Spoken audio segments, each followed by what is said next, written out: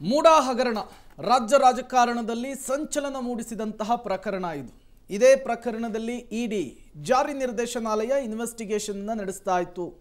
ಈಗ ನಿರಂತರವಾಗಿ ಇನ್ವೆಸ್ಟಿಗೇಷನ್ ಅನ್ನು ನಡೆಸಿ ಮೊದಲ ದೋಷಾರೋಪ ಪಟ್ಟಿಯನ್ನು ಸಲ್ಲಿಕೆ ಮಾಡಿದೆ ಅನ್ನೋದು ಗೊತ್ತಾಗ್ತಾ ಇದೆ.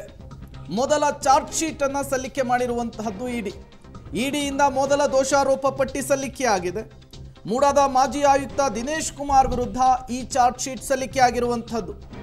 ಈ ದಿನೇಶ್ ಕುಮಾರ್ ಕುಟುಂಬಸ್ಥರ ಹೆಸರಿನಲ್ಲಿ 25 ಕೋಟಿ ರೂಪಾಯಿ ಆಸ್ತಿ ಮಾಡಿದ್ರ ಬಗ್ಗೆ ಚಾರ್ಜ್ ಶೀಟ್ನಲ್ಲಿ ಉಲ್ಲೇಖಿಸಲಾಗಿದೆ.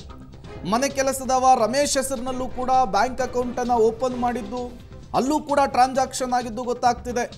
1.5 ಕೋಟಿ ಮೌಲ್ಯದ ಆಸ್ತಿಯನ್ನ 2 ಲಕ್ಷಕ್ಕೆ ಪರ್ಚೇಸ್ ಮಾಡಿದ್ದ ದಿನೇಶ್, ಆತನ ಕಳ್ಳಾಟವನ್ನು ಕೂಡ ಚಾರ್ಜ್ ಶೀಟ್ನಲ್ಲಿ ಉಲ್ಲೇಖಿಸಿದ್ದಾರೆ. ನಕಲಿ ದಾಖಲೆಗಳನ್ನು ಸೃಷ್ಟಿಸಿ ಬೇಕಾದವರಿಗೆ ಆಸ್ತಿ ಮಾರಾಟ ಮಾಡಿರುವಂತಹ ವಿಚಾರವನ್ನು ಕೂಡ ಉಲ್ಲೇಖಿಸಿದ್ದಾರೆ. ಜನಪ್ರತಿನಿಧಿಗಳ ವಿಶೇಷ ನ್ಯಾಯಾಲಯಕ್ಕೆ ಇಡಿ ಅಧಿಕಾರಿಗಳು ದೋಷಾರೋಪ ಪಟ್ಟಿ ಸಲ್ಲಿಕೆ ಮಾಡುವಂತಹ ಕೆಲಸವನ್ನು ಮಾಡಿರುವಂಥದ್ದು. ಈಗಾಗಲೇ ದಿನೇಶ್ ಕುಮಾರ್ ವಿಚಾರದಲ್ಲಿ ಇಡಿ ಇನ್ವೆಸ್ಟಿಗೇಷನ್ ಸಾಕಷ್ಟು ಸದ್ದು ಮಾಡಿತ್ತು.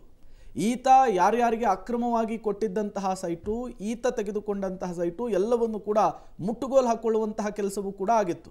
ಈಗ ತನಿಖೆಯ ಮುಂದುವರೆದ ಭಾಗ ನ್ಯಾಯಾಲಯಕ್ಕೆ ದೋಷಾರೋಪ ಪಟ್ಟಿ ಸಲ್ಲಿಕೆಯಾಗಿದೆ. ಮತ್ತಷ್ಟು ಡೀಟೇಲ್ಸ್ ಅನ್ನು ಕೊಡೋದಕ್ಕೆ ಮುರಳಿ ದೂರವಾಣಿ ಸಂಪರ್ಕದಲ್ಲಿ ಜಾಯಿನ್ ಆಗಿದ್ದಾರೆ. ಮುರಳಿ, ಇಡಿ ತನ್ನ ಮೊದಲ ಚಾರ್ಜ್ ಶೀಟ್ ಅನ್ನು ಫೈಲ್ ಮಾಡಿರುವಂತಹದ್ದು ದಿನೇಶ್ ಕುಮಾರ್ ವಿರುದ್ಧ ಕೋರ್ಟ್ನಲ್ಲಿ. ಏನಿದೆ ಚಾರ್ಜ್ ಶೀಟ್ನಲ್ಲಿ? ಈತನ ಬ್ರಹ್ಮಾಂಡ ಭ್ರಷ್ಟಾಚಾರ, ಈತ ನಡೆಸಿದಂತಹ ಅಕ್ರಮ ಯಾವ ರೀತಿ ಉಲ್ಲೇಖಿಸಿದ್ದಾರೆ ಅಂತ ಹೇಳಿ.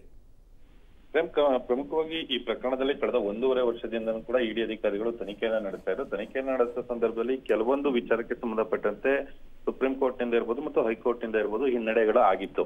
ಆದ್ರೆ ದಿನೇಶ್ ಕುಮಾರನ ಬಂಧನಕ್ಕೊಳಪಡಿಸಿದ ಬಳಿಕ ಸಾಕಷ್ಟು ಏನು ಕಾರ್ಯಾಚರಣೆಯನ್ನ ಪ್ರಗತಿಗೊಳಿಸಿದಂತ ಇಡಿ ಅಧಿಕಾರಿಗಳು ಆತನ ಬಂಧನಕ್ಕೊಳಪಡಿಸಿದ್ರು. ಜೊತೆಗೆ ಆತನ ಬಳಿಯಲ್ಲಿ 59 ಕೋಟಿ ಮೌಲ್ಯದ ಆಸ್ತಿಯನ್ನ ಮುಟ್ಟುಗೋಲು ಹಾಕೊಳ್ಳುವಂತ ಕೆಲಸಗಳನ್ನು ಕೂಡ ಮಾಡಿದ್ರು. ಈಗ ಸದ್ಯಕ್ಕೆ ದಿನೇಶ್ ಕುಮಾರ್ ಏನಿದ್ದಾರೆ ಮೂಡದ ಮಾಜಿ ಆಯುಕ್ತ, ಆತ ನ್ಯಾಯಾಂಗ ಬಂಧನದಲ್ಲಿ ಜೈಲಿನಲ್ಲೇ ಇರುವಂತದ್ದು. ಜೈಲಿನಲ್ಲಿ ಇರುವ ಸಂದರ್ಭದಲ್ಲಿ ಇಡಿ ಅಧಿಕಾರಿಗಳು ಆತನ ವಿರುದ್ಧ ಈಗ ದೋಷಾರೋಪ ಪಟ್ಟಿಯನ್ನ ಸಲ್ಲಿಕೆಯನ್ನ ಮಾಡಿದ್ದಾರೆ. ಅಂದ್ರೆ ಮೂಡದ ತನಿಖೆ ಪ್ರಾರಂಭವಾದ ಮೊದಲ ಚಾರ್ಜ್ ಶೀಟ್ ಅಂತ ಹೇಳ್ಬೋದು. ಅಂದ್ರೆ ಈ ಚಾರ್ಜ್ ಶೀಟ್ ಏನಿತ್ತು, ಈ ಚಾರ್ಜ್ ಶೀಟ್ ನಲ್ಲಿ ಕೇವಲ ದಿನೇಶ್ ಕುಮಾರ್ ಮತ್ತು ದಿನೇಶ್ ಕುಮಾರ್ನ ಜೊತೆಯಲ್ಲಿ ಬೆನಿಫಿಷಿಯರಿ ಯಾರ್ಯಾರಿದ್ರು ಅವರಕ್ಕೆ ಸಂಬಂಧಪಟ್ಟಂತ ದೋಷಾರೋಪ ಪಟ್ಟಿಯನ್ನ ಸಲ್ಲಿಕೆ ಮಾಡಿರುವಂತದ್ದು.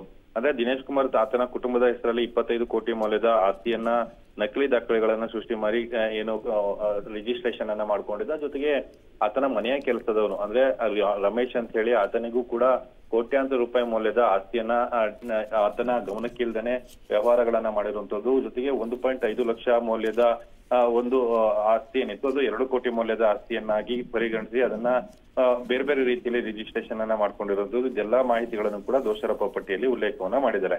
ಜೊತೆಗೆ ಆತನ ಜೊತೆಯಲ್ಲಿ ಬೇರೆ ಬೇರೆ ಬೆನಿಫಿಷಿಯರಿಗಳು ಯಾರಿದ್ದಾರೆ, ಆತನ ಜೊತೆಯಲ್ಲಿ ಲಿಂಕ್ ಅನ್ನ ಹೊಂದಿದಂತ ರಿಯಲ್ ಎಸ್ಟೇಟ್ ಉದ್ಯಮಿಗಳು ಯಾರಿದ್ದಾರೆ ಅವ್ರಿಗೂ ಕೂಡ ಈಗ ಈ ಕಾಟ ಶುರುವಾಗುವಂಥದ್ದು. ಯಾಕಂದ್ರೆ ಈಗ ಪ್ರಾಥಮಿಕ ಹಂತವಾಗಿ ಆತನ ವಿರುದ್ಧ ದೋಷಾರೋಪ ಪಟ್ಟಿ ಸಲ್ಲಿಕೆ ಮಾಡಬೇಕಂತ ಅನಿವಾರ್ಯ ಸ್ಥಿತಿ ಇತ್ತು. ಯಾಕಂದ್ರೆ ಆತನ ಬಂಧನ ಆಗಿ 60 ದಿನಗಳ ಆಗ್ತಾ ಬರ್ತಾ ಇದೆ.